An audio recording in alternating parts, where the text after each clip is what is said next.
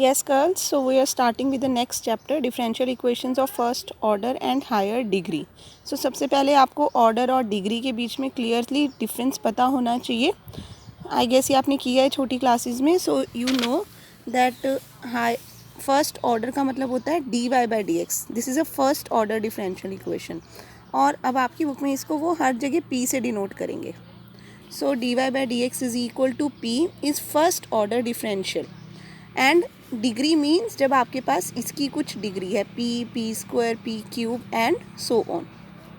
So d y by d x की जो powers होती हैं, d y by d x in the sense d y by d x की whole square हो या cube हो या 4 हो या 1 हो, so these are the degree. So we are solving differential equations of first order and higher degree. So this should be very clear to you. So इस तरह की जो डिफरेंशियल इक्वेशंस हैं, ये आप अपनी +2 में भी सॉल्व करके आए हो. इनफैक्ट कुछ आपकी +2 में आपने सॉल्व किए first order and first degree. So उसमें आपको याद होगा एक होता था वेरिएबल सेपरेबल मेथड होता था, जिसमें आप वेरिएबल्स को सेपरेट करके इंटीग्रेट करते थे. एक होता था आपके पास मेथड जिसमें y is equal to v x. अगर आपकी जो डिफरेंशियल इक्वेशन होमोजीनियस होती थी तो आप y को वी एक्स पुट करके उसको सॉल्व करते थे. और एक और आपने किया इंटीग्रेटिंग फैक्टर फाइंड करते थे कि अगर आपकी इक्वेशन है of the type p plus q x is equal to r, where p q r are functions of y, तो आप इंटीग्रेटिंग फैक्टर निकालते थे e raise to power integral q d x करके. So this is the third. ये 3 methods आपने अपनी +2 में किए हैं और ये मेथड्स यहाँ पे यूज़ होंगे इस चैप्टर में. So now let us start with the chapter. So यहाँ पे जब आपके पास differential equations of first order and higher degree होंगी, ये देखो ये p की पावर्स जो हैं वो n तक गई हुई हैं. So there are p is d y by d x. So there are 5 types of differential equations in this chapter which we will solve. जिसमें से सबसे पहला है equations solvable for p, equations solvable for y, equations solvable for x. बाकी दोनों हम बाद में डिस्कस करेंगे. तो होगा क्या, आपको जो भी डिफरेंशियल इक्वेशन दी होगी आप उसमें से देखोगे कि उसको सॉल्व करके आप या तो p की या y की या x की वैल्यूज़ फाइंड कर सकते हो. एंड अकॉर्डिंगली इन तीनों में से कोई एक मेथड यूज़ होगा. So first of all I am discussing type 1 when the equations are solvable for p. So देखो सॉल्वेबल फॉर p में क्या होता है, आपको ये डिफरेंशियल इक्वेशन गिवन है. Clearly it is quadratic in p, so you can find the value of p. ये देखो ये क्वाड्रेटिक की इक्वेशन थी p में, इसके फैक्टर्स बना लिए. फैक्टर्स बना के p की वैल्यू -3 और 2 आ गई. नाउ p क्या था, d y by d x. So इसका मतलब d y by d x is equal to -3 and d y by d x is equal to 2. So ये एक तरह से आपकी वेरिएबल सेपरेबल फॉर्म बन गई. डी एक्स को उधर लेके जाओगे और इंटीग्रेशन करोगे तो आपके पास आ जाएगा y is equal to -3x plus c. इसमें इंटीग्रेशन करोगे तो y is equal to 2x plus c. तो ये आपके पास 2 सॉल्यूशंस आ गए. ऑलवेज रिमेंबर जो कॉन्स्टेंट्स होते हैं it depends upon the order. क्योंकि हम फर्स्ट ऑर्डर डिफरेंशियल इक्वेशंस पढ़ रहे हैं तो एक ही कांस्टेंट आएगा. अगर आपके पास सेकंड ऑर्डर डिफरेंशियल इक्वेशन होता है तो 2 कांस्टेंट्स आते हैं. बट फर्स्ट ऑर्डर में एक ही कांस्टेंट आता है, तो दोनों जगह आपने कांस्टेंट जो है वो सेम लेना है. सो the general solution is given by product of this. तो आपने इसको इक्वेट टू 0 करके सो ये बन गया 3x plus y minus c into 2x minus y plus c equal to 0 is the solution of this differential equation. Next example देखो, इसमें again p is quadratic, this equation is quadratic in p. So p वाली value नहीं है तो clearly 4p square x is equal to this. So p square की value निकाल ली, square root लिया, p is equal to plus minus this. p की value आने के बाद p को हम d y by d x put कर देंगे. अब ये आपकी बन गई वेरिएबल सेपरेबल फॉर्म. इस साइड y है, इस साइड पूरा x है. सो डी एक्स को उधर ले जाके आप इंटीग्रेट करोगे. So y is equal to plus minus इसकी integration, x raise to power half की integration x raise to power 3/2 over 3/2 minus a by 2 x minus half की this plus c. So y minus c, अच्छा अब ये क्या किया, c को उधर ले गए, ये प्लस माइनस हटाना है हमें. So y minus c is equal to this and then squaring करके this is the required solution of this differential equation. So I hope this is clear to you. This method is applicable to those differential equations in which we can find the values of p. कुछ questions ऐसे भी होंगे आपके पास जिसमें आप x की भी value निकाल सकते हो, तो सॉल्वेबल फॉर x वाला मेथड लग सकता है, y की निकालते हो तो सॉल्वेबल फॉर y वाला भी लग सकता है. So now this next question, solve this equation. So again it is quadratic in p. तो ये देखो, इसको y p minus x p करने से इसके बड़े इजीली फैक्टर्स बन गए. इन दोनों टर्म्स में से नहीं, इसमें से इन्होंने p कॉमन लिया, एक्स पी प्लस वाई, इसमें एक्स पी प्लस वाई, तो ये दो फैक्टर्स बन गए. So either this is equal to zero और this is equal to zero. So p की value x d y by d x plus y equal to zero, तो ये d y over y plus d x over x equal to zero लिख सकते हैं इसको. यहाँ पे p is equal to 1, so d y by d x is equal to 1. तो जब आप इसकी इंटीग्रेशन करोगे तो log y plus log x is equal to log c लिख लिया, कोई प्रॉब्लम नहीं है, लिख सकते हैं. तो x y is equal to c, यहाँ से आ गया y is equal to x plus c. So x y minus c is equal to zero और y minus x minus c equal to zero. So the general solution is given by product of these two equal to zero. ऐसे ही next है solve. This is again quadratic in p. So the differential equation is this which is quadratic in p. So p की value, अब क्योंकि यहाँ पे factors बनाने मुश्किल थे तो डिस्क्रिमिनेंट मेथड यूज़ कर लिया इन्होंने. p is equal to minus b plus minus under root b square minus 4a1 है, c है x square minus y square upon 2a. इसको जब सॉल्व कर रहे हैं तो p की वैल्यू आ गई x प्लस माइनस वाई. तो एक बार प्लस वाई ले ली, एक बार माइनस वाई ले ली. Now p is d y by d x, पहले ये वाली सॉल्व कर रहे हैं. So p is d y by d x is equal to x plus y और d y by d x minus y is equal to x.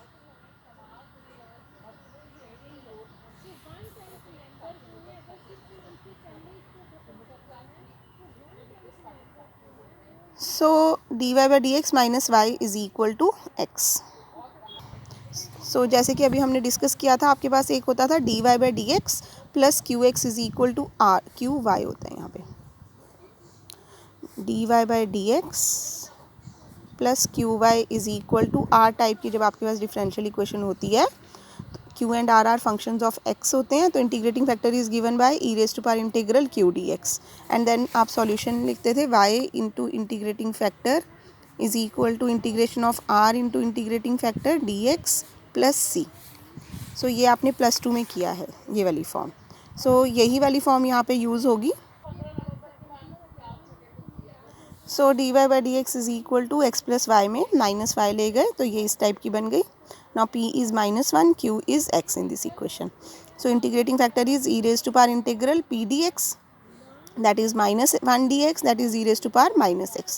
So solution is given by y into integrating factor is equal to integration of q into integrating factor dx plus c.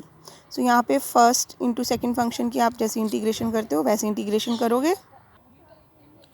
So y into e raise to power minus x, ये first function into second function कर दिया इन्होंने. Now this is, ये solve किया, ठीक है, ये आ जाएगा आपका.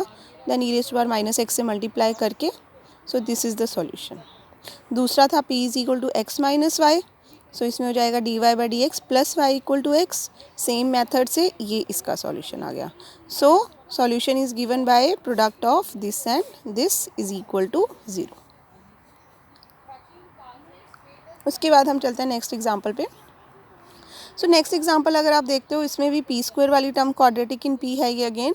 इनफैक्ट अगर आप देखो तो इसमें वाई भी क्यूबिक तक जा रहा है, एक्स भी क्यूबिक तक जा रहा है, तो इसमें एक्स सॉल्वेबल फॉर वाई या एक्स करना थोड़ा मुश्किल हो सकता है, बट पी क्वाड्रेटिक तक जा रहा है.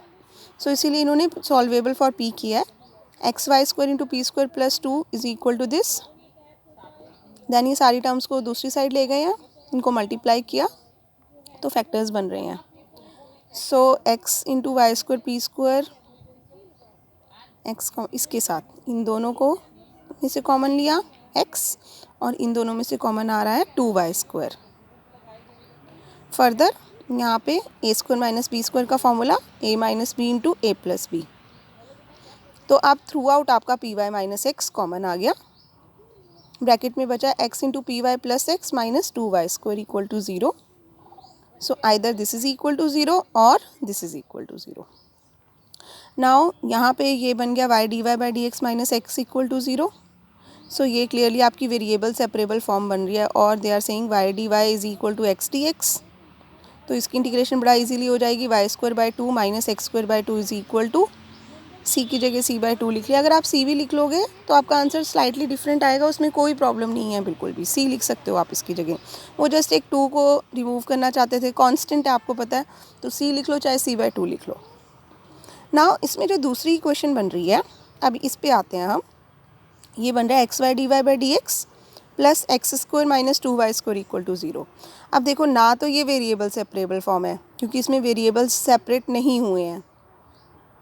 हाँ, ये होमोजीनियस इक्वेशन बन रही है आपकी, और ये जो पिछली बार ये वाली फॉर्म बन रही थी ये वो भी नहीं है क्योंकि इसमें वाई स्क्वायर वाली टर्म भी आ रही है आपकी.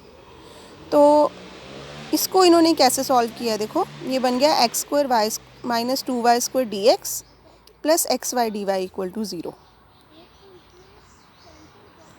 सो they are using m d x plus n d y, जो आपने फर्स्ट चैप्टर किया है इस बुक का, इन्होंने वो वाला मेथड इसमें अप्लाई किया है. So m d x plus n d y equal to 0. So they are checking m d x plus n d y equal to 0.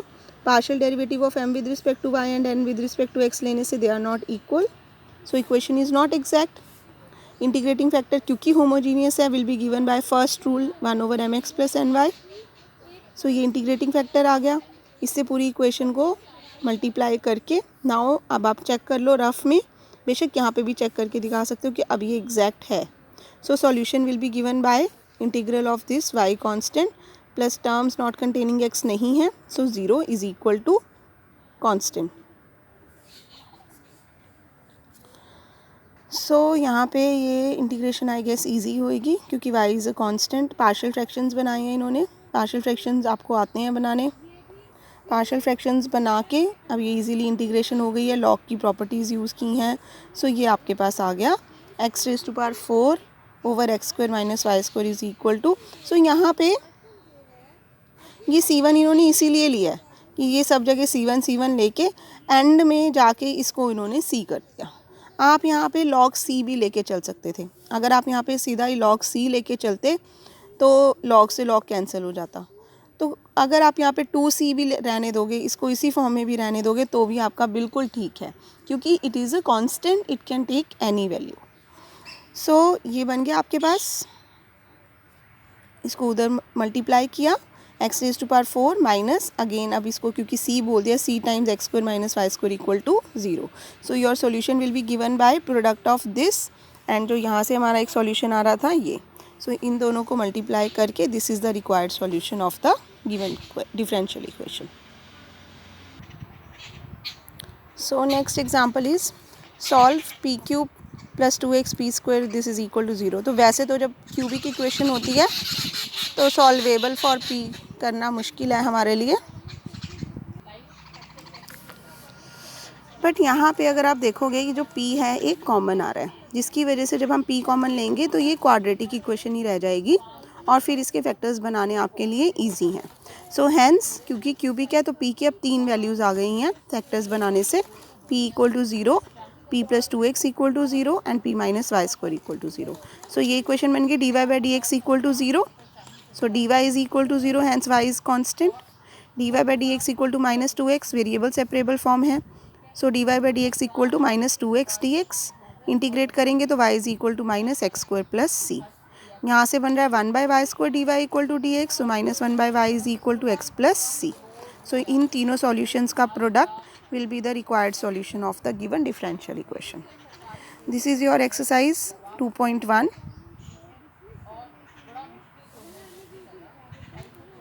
So this is your exercise and these are the answers. Next method is equations solvable for y. But उसको start करने से पहले